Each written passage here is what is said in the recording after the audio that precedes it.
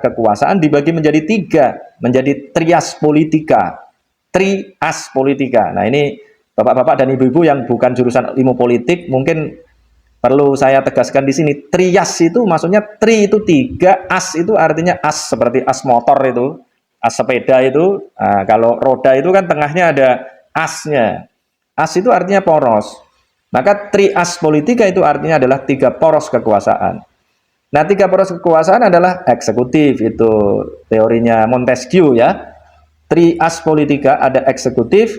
Kalau eksekutif di Indonesia sekarang memiliki dua kewenangan. Yang satu adalah kewenangan untuk mengusulkan undang-undang. Jadi punya usul inisiatif. Walaupun dia adalah eksekutif yang harus menjalankan undang-undang, tetapi punya, misalnya Omnibus Law itu. Omnibus Law itu kan diusulkan oleh pemerintah. Bukan anggota DPR yang mengusulkan. Nah, kemudian didukung oleh DPR. Nah, gitu. Jadi diusulkan oleh pemerintah, kemudian diiyakan oleh DPR. Nah, itu karena dia punya usul inisiatif. Nah, kemudian yang kedua adalah legislatif. Lembaga legislatif, namanya aja lembaga legislatif. Dia punya kewenangan untuk mengusulkan dan membentuk undang-undang, legislasi. Nah, kemudian ada tiga, yudikatif. Yang ketiga adalah yang menegakkan hukum. Nah, dalam konteks Nabi Daud tadi itu, fahkum bainan nasi, itu lebih banyak pada konteks penegakan hukum. Karena hukumnya sudah ada itu. Kitab sucinya sudah diberikan kepada Nabi Daud, kitab Zabur. Nah, kemudian harus ditegakkan. Jadi, fahkum bainan nasi, itu tegakkan aja. Bil haqqi, dengan benar, jangan menyeleweng. Tapi kalau dalam konteks tiga kekuasaan atau poros kekuasaan tadi itu, bisa diartikan secara lebih luas lagi itu. Fahkum, maka buatlah aturan hukum, kalau dalam konteks eksekutif dan legislatif, membuat aturan hukumnya itu bil haqqi, dengan benar. Jangan mengikuti hawa nafsu. Mengikuti hawa nafsu itu misalnya, yang sering saya jadikan sebagai contoh adalah, kalau mau bikin undang-undang tentang dulu yang ketika saya terlibat sebagai staf ahli itu, pembuatan undang-undang tentang minerba, mineral dan batu bara. Itu luar biasa, godaannya besar sekali. Ya, kata teman-teman DPR pada saat itu, untuk bisa membuat undang-undang minerba, waduh, itu perjuangannya berat. Kenapa? Karena pengusaha-pengusaha tambang apa saja itu mineral dan batu bara itu selalu berusaha untuk menyogok. Kata Pak Alvin Lee dulu yang ngomong dan saya dengar sendiri, kalau nyogoknya cuma 4 miliar gampang nolaknya, tapi kalau 40 miliar ini yang susah gitu. Nah, itu gambaran dari fahkum bainan nasi bil haqqi, dengan benar gitu. Maka membuat aturan hukum ini nggak gampang, walaupun kita tahu kebenaran, tetapi tadi itu ada hawa nafsu gitu. Fahkum bainan nasi bil haqqi wala tattabi'il hawa, dan janganlah kamu mengikuti hawa nafsu, fayudillaka an sabilillah. Karena kalau kamu mengikuti hawa nafsu, maka hawa nafsu itu akan menyesatkanmu dari jalan Allah. Itu kata surat Shad ayat 26. Silahkan bapak-bapak dan ibu-ibu cek langsung ayatnya. Shad ayat 26, juznya 23. Nah, dari situ kita bisa melihat bahwa fungsi musyawarah ini penting sekali. Karena musyawarah ini akan membuat tadi itu gagasan-gagasan yang dihasilkan adalah gagasan-gagasan yang betul-betul murni, terbebas dari vested interest. Vested interest kalau dalam bahasa Al-Quran tadi itu al-hawa, ya, bahasa kita hawa nafsu, wala tattabi'il hawa fayudillaka an sabilillah, yang bisa menyesatkan dari jalan Allah. Nah, tadi itu Abu Bakar As-Siddiq dipilih dengan musyawarah. Musyawarah di antara siapa? Di antara kaum Ansor, kaum Muhajirin.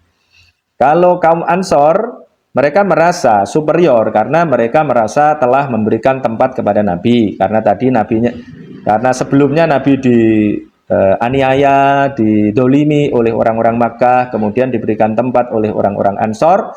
Maka mereka merasa yang berhak untuk mendapatkan kepemimpinan politik.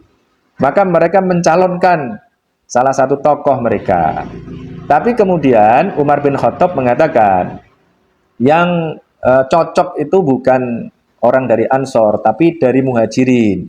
Karena Muhajirin ini yang setia menemani Nabi sejak dari mana, dari Makkah kemudian sampai pindah ke Madinah. Dan kemudian figurnya yang paling cocok adalah Abu Bakar As-Siddiq. Nah, kemudian juga digunakan argumentasi berdasarkan dalil. Jadi kalau saya sekarang sering mengungkapkan bahwa kita ini beriman harus berdasarkan dalil dan data. Kalau orang-orang di awal ya mungkin cukup dengan dalil, tapi kalau kita sekarang ini berislam tidak cukup hanya dengan dalil, karena kalau pakai dalil aja banyak yang kemudian terjerumus pada takhayul. Nah, dalil ini harus dikuatkan dengan data. Nah, orang-orang muhajirin ini menggunakan dalil Al-Quran yang ada di surat At-Taubah.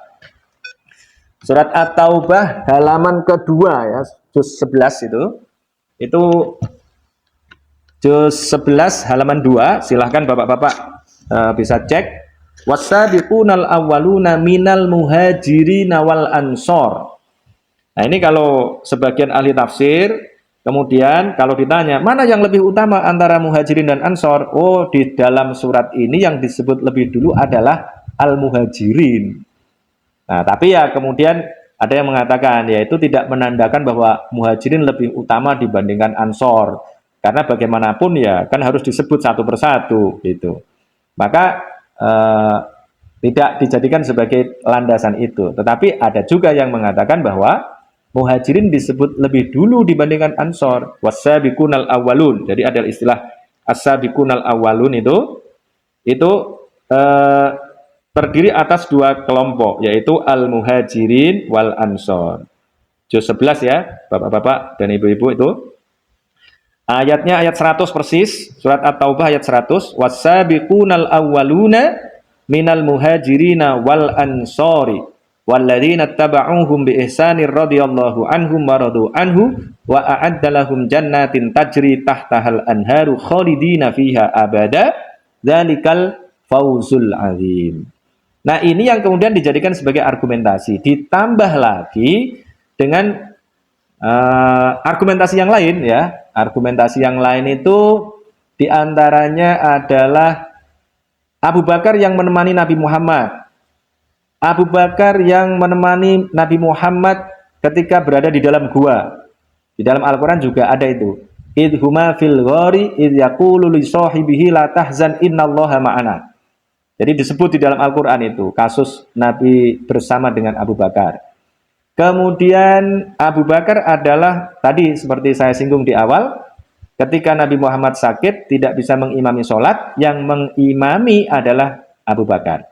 Maka dalam konteks ini mestinya kita memiliki perspektif yang utuh tentang politik. Yang menjadi pemimpin politik seharusnya adalah orang yang menjadi imam sholat gitu. Yang menjadi imam dalam politik mestinya adalah orang yang menjadi imam sholat. Tapi kita ini terpengaruh oleh paradigma barat tadi itu. Karena yang kita pilih adalah nation state. Nation state itu memisahkan antara gereja dengan negara. Nah, kita juga begitu akhirnya gitu. Padahal dalam sejarah Islam tidak ada pemisahan antara agama dengan politik, itu tidak ada. Bahkan politik adalah bagian dari Islam.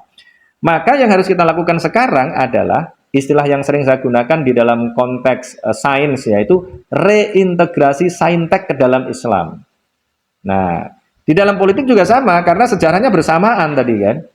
Jadi tadi karena orang tidak mau, awalnya begitu ya, orang tidak mau agama dijadikan sebagai dasar untuk menghakimi atau menghukum, mengeksekusi para ilmuwan, maka kemudian mereka menginginkan agar agama dengan negara dipisahkan. Nah, ini sama juga begitu. Nah, di dalam Islam kemudian terjadi pemisahan antara agama dengan politik. Nah, ini yang keliru. Sehingga kemudian umat Islam banyak yang tidak aware pada politik, menganggap bahwa politik tidak bagian dari agama. Padahal politik adalah sarana untuk mewujudkan atau untuk melaksanakan hukum-hukum Islam. Misalnya Islam ini kan punya hukum-hukum itu. Nah, kalau ini buku yang paling mudah dibaca adalah bukunya Profesor Bahtiar Effendi. Itu ada agama private dengan agama publik ya. Jadi kalau di fikih kita juga begitu. Fikih kita ini akhirnya yang dipelajari cuma mulai dari toharoh, kemudian diakhiri dengan apa itu? Dengan jual beli ya. Jual beli, tapi fikih siasahnya nggak ada. Nah itu yang jadi masalah. Nah, ini kadang dikritik juga. Kenapa kok begitu? Karena kalau membahas tentang fikih politik, pada konteks itu nanti akan menyinggung, akan mengotak-atik kekuasaan raja pada saat itu. Kalau fikih politik, kalau membahas tadi di awal, maka pemilihannya pakai musyawarah. Sementara fikih-fikih zaman pertengahan muncul pada saat eranya adalah era kerajaan. Era kerajaan nggak ada musyawarah.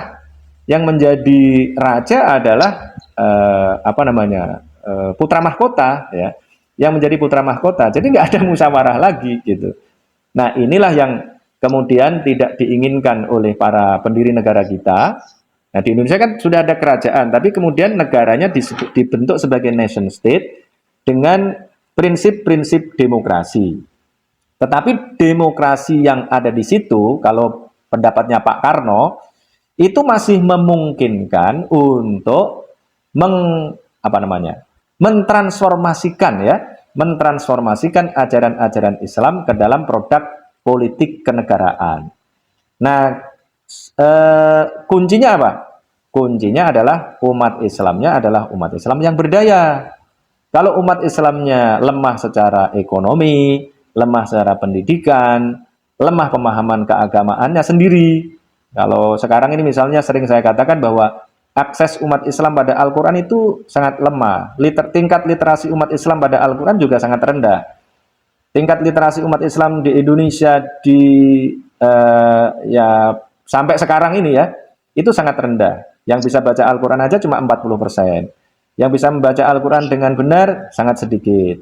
Yang memahami artinya lebih sedikit lagi. Nah itu yang kemudian menyebabkan perspektif keislamannya ini menjadi ya sangat lemah.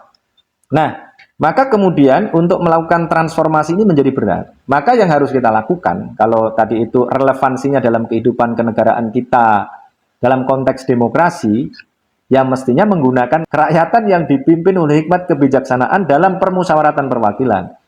Ini yang menurut saya mestinya relevan. Tapi ketika di amandemen kemudian jadi pemilihan langsung ini, waduh, itu memang luar biasa sekali. Implikasinya luar biasa. Jadi kalau kerakyatan yang dipimpin oleh hikmat kebijaksanaan dalam permusyawaratan perwakilan, yang melakukannya itu adalah orang-orang tertentu yang memiliki kapasitas. Seperti yang dilakukan oleh para sahabat ketika memilih memilih Abu Bakar, itu kan tidak semua orang. Ya elit-elitnya saja, elit-elit yang memiliki kapasitas, integritasnya diakui, kemudian mereka memilih pemimpin tertinggi. Itu konteks kerakyatan, ya kerakyatan itu kan berasal dari kata ro'iyah. Rakyat itu bahasa Indonesia, bahasa Arabnya adalah ro'iyah. Ro'iyah itu berasal dari kata ro'a itu artinya menggembala. Jadi ro'iyah itu artinya adalah gembalaan. Kalau bahasa Kristennya itu ya domba, berarti domba-domba yang tersesat itu agar tidak tersesat bagaimana? Harus dipimpin. Rakyatnya ini harus dipimpin. Dipimpin oleh siapa? Oleh orang-orang yang punya kebijaksanaan. Kerakyatan yang dipimpin oleh hikmah. Hikmah itu kebijaksanaan bahasa Indonesianya. Kalau bahasa Yunannya kan filosofia ya. Kerakyatan yang dipimpin oleh hikmat kebijaksanaan dalam permusyawaratan perwakilan. Nah, permusyawaratan perwakilan itu di mana? Ya majelis permusyawaratan rakyat. Ini. Jadi kalau dalam konteks Pancasila, memang memilih presiden itu ya mestinya di MPR itu, tapi kemudian diubah gitu. Yang sekarang terjadi adalah pemilu secara langsung.